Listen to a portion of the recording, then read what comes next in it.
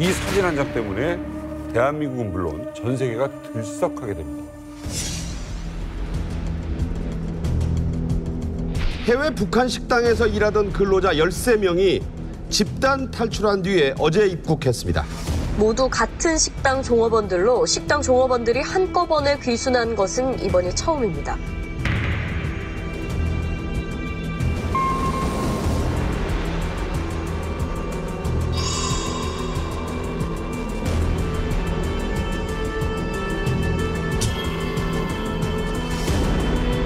정부는 이들의 의사를 존중하여 인도적인 차원에서 받아들이게 됐습니다.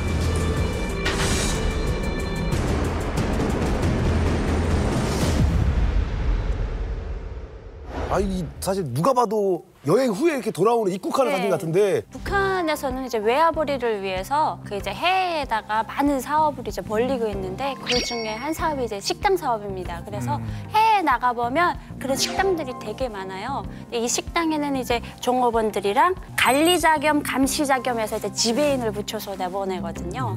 그래서 이제 지배인이 이렇게 관리 감독을 하면서 감시까지 하고 때로는 이제 보위 지도원도 같이 나와서 감시를 하는데 왜냐하면 그 폐쇄적인 북한에서 살다가 갑자기 탁 트인 이제 이 개방적인 자유의 맛을 보면 흔들리기 쉽거든요.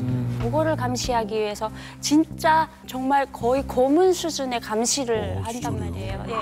그것도 이제 단체로 13명이 통째로 넘어왔다고 그래가지고 네. 정말 남북 역사상 이게 전례 없는 일이 아닌가 이게 무슨 일이지 깜짝 놀랐습니다. 어마어마하지. 자, 과연 당시 2016년 4월에 중국 식당에서는 어떤 일이 있었습니까? 그 장소는 저장성에 있는 닝포, 우리 발음으로 영파라는 도시죠. 150명이 들어갈 수 있는 큰 홀. 그리고 인공기와 오성홍기가 휘날리는 홀. 어느 날 한 번 그 지배인이 종업원들을 한 명씩 부르더래. 이렇게 불러가지고 무슨 말을 했냐면은 솔직히 말해가지고 나 북한 체제에 염증을 느낀다. 그래서 난 남조선으로 가려고 한다. 우와. 원래 나 혼자 가려고 했는데 너희들도 같이 갔으면 좋겠다. 같이 가면 너희들 대학도 가고 더 나은 삶을 살 수가 있을 것 같다. 같이 가자. 이렇게 물어봤다고 하는데 그때 이제 종업원들이 이렇게 생각했대요. 이 양반이 뭘 잘못 먹었나? 혹시 지금 우리 남성을 지금 검열하는 것이 아닌가? 그럴 가능성이 그래서 저도 남조선으로 가겠습니다 라고 말을 하는 순간 딱 걸렸어. 이런 말을 하는 것이 아닌가라고 오해를 했는데 가만히 말을 듣고 보니까 이 지배인의 표정이 굉장히 진지했다 이거죠. 지금 그 당시에 그 식당에서 일하던 종업원이 22명이었어요. 근데 말씀처럼 이 지배인이 한 19명 정도한테 같이 남한으로 가자라고 권유를 한 거예요. 이게 진짜일까 가짜일까 했는데 진짜인 것 같아. 남한으로 가기로 했어. 그런데 비밀이 새어나가지 않을 수 없겠죠. 그렇죠. 그래서 이 지배인이 이러다가 남한은커녕 북한으로 그냥 바로 송환되는 게 아닌가 엄청 두려움을 느꼈어요. 그러던 와중에 하늘이 도와준 것처럼 이 식당에 나가 있는 북한 보위부의 감사원이 갑자기 일이 생겨서 북한으로 간다고 하는 거예요. 감시원이? 네.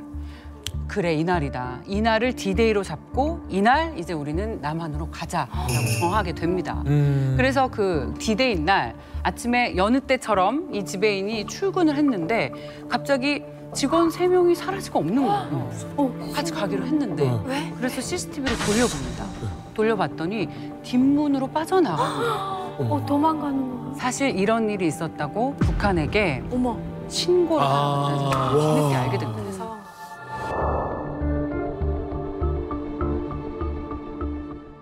그 사람 저희가 긴급 수배했습니다. 네. 그때 당시에 한번 상황에 대해서 들어보도록 하겠습니다.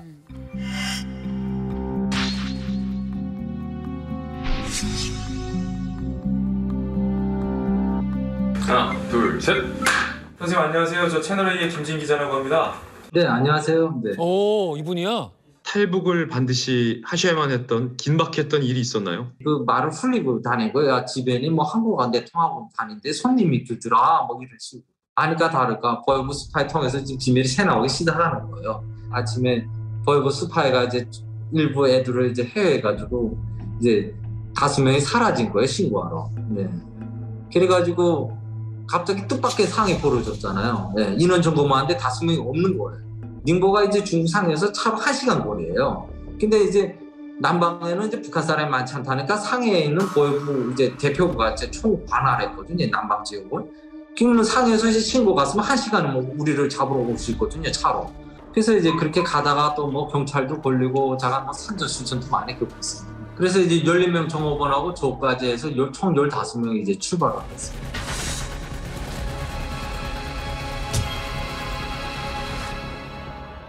저는 처음에 뭐 탈북하면 중국에는 한국 대사관 들어가면 되는 줄 알았어요.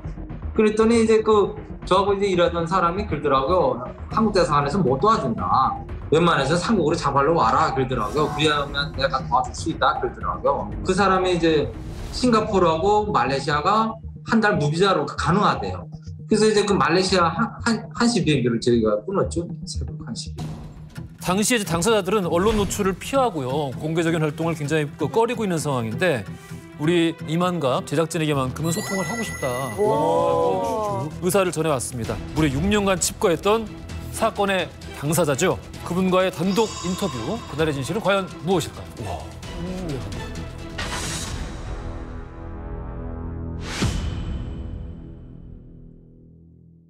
지배인에게 처음 탈북 이야기를 들었을 때의 심정은? 너무나 생각 밖의 일이었어요. 처음에는 안 간다는 애들이 더 많았겠죠? 너무 무서우니까. 자, 근데요, 여기서 이 주목해야 될 게 있다면 지배인이 인터뷰한 건데 정부가 끼어있냐라는 의혹이 계속 돌았던 거잖아요. 네. 그래요. 우리 국정원을 어떻게 접촉하실 수 있었나요? 저희 식당에 이제 조선족 분들이 많이 오시니까 이제 한국에 갔다 온 소리들을 이제 많이 엿듣게 되었죠. 그 중에 이제 단골 손님이 있을 거 아니에요? 그래서 이제 그 단골 손님 통해서 이제 소개를 받았죠. 이제 제가 이제 국정원에다 한국 정부에 이제 SOS를 날렸어요. 이제 시간 문제다. 탈출을 해야 되겠다. 중요한 건 그거네요. 이들이 대한민국으로 오겠다라고 맘먹었을 당시에 조력자가 있었습니다. 네? 저희도 이제 중국에서 딱 넘어왔을 때 베트남에 있는 그 한 집이었는데 거기 목사님이 운영하시는 곳이었어요. 근데 거기 들어가서 한 보름 정도 있는데 한국 국정원 분들이 오셨더라고요. 오셔가지고 일단 조선족인지 걸러내고 탈북자라는 게 조금 이제 신뢰가 가면 그때 물어보거든요. 정말 대한민국에 가기를 희망하냐 이러면 희망한다 그러면 거기서부터 이제 저희가 생활할 수 있는데 필요한 자금 같은 거를 국정원에서 지원해주고 그리고 탈북민들이 한국에 오면서 국정원 사람들과 협력해야 되는 이유는 그냥 하나의 관문인 것 같아요. 국정원에서 저희를 회유하는 게 아니라 대한민국 국민이 되기 위해서는 국정원이라는 그 관문을 저희가 통과해야지만 들어갈 수 있는 의례적인 곳인 그러면 거예요. 두 분 말씀은 그런 거네요. 공통적으로 탈북하는 과정에서 이게 계획이 아니라 국정원의 계획 탈북이 아니라 일종의 인지가 된 상황에서 약간 관문처럼 진행되는 것들이 있다라는 부분을 지적을 하신 거죠.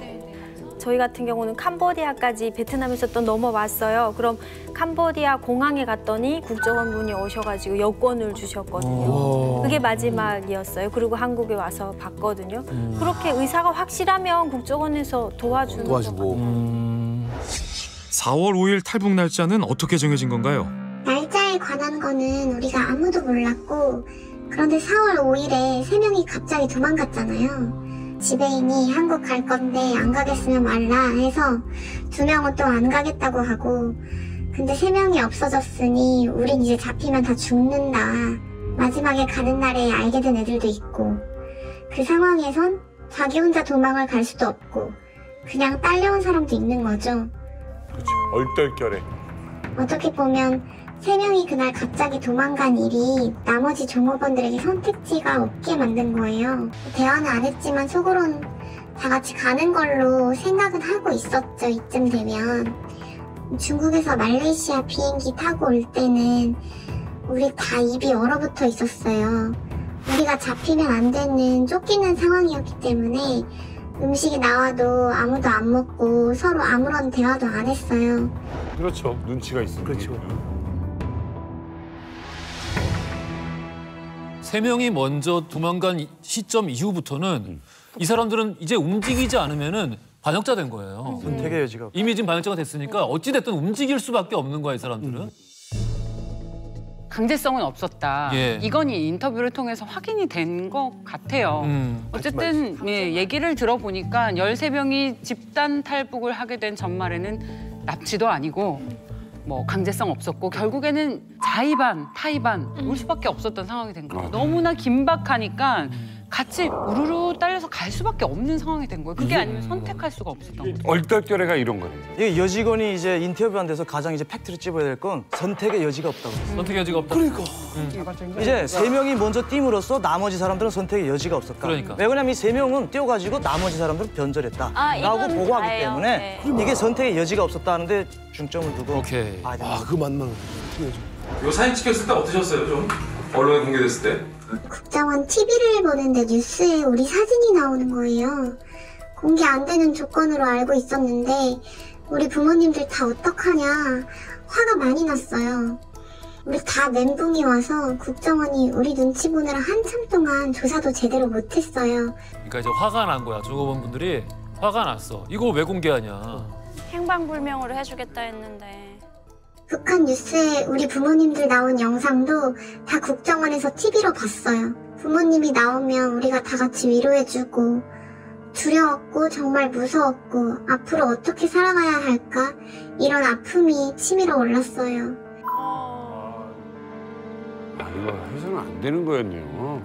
우리가 평양에서 바로 탈북한 게 아니라 중국에서 3년을 생활하다가 탈북해서 3년 동안 얼굴을 못 봤단 말이에요. 집으로 돌아갈 시기였는데 탈북을 해서 더 보고 싶었고 마음이 너무 안 좋았어요.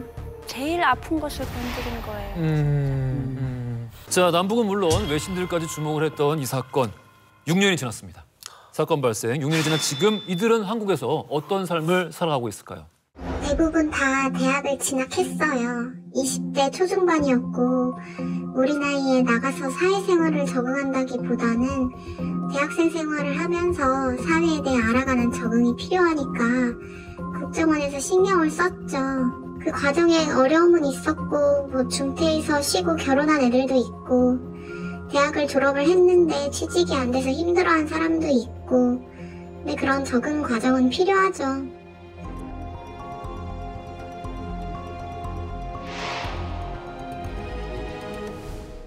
그런데 자유를 찾았고 돈을 쓸 수 있는 만큼 번다고 해서 잘 산다고 할 수 있을까요? 모든 탈북민들이 그렇듯이 고향에 가지 못하고 부모님을 보지 못하는 게 계속 마음 한구석에 남아있죠. 탈북민들이 가질 수밖에 없는 상처인 것 같아요. 저도 이분들보다 한 3, 4개월 먼저 왔어요, 제가. 거의 같은 시기에. 네, 같은 시기죠. 요만큼 선배죠. 예. 그래서 저는 한국에 나와서 그래도 뭔가 헤매다가 그 주민등록증이라는 걸 받고 신나서 대학교 입시를 갔어요. 근데 이분들은 그 시기에 왔으니까 임시증명서 이런 걸 가지고 오셨더라고요. 근데 누가 봐도 북한 식당 종업원들이 들어오고 있는 거예요. 머리, 네, 머리 완전 퍼니테일에 그 원피스에 까만 구두 신고. 근데 이분들은 완전 북한 식당 말투를 쓰시더라고요. 그분들은 하나원에 안 가셨어요.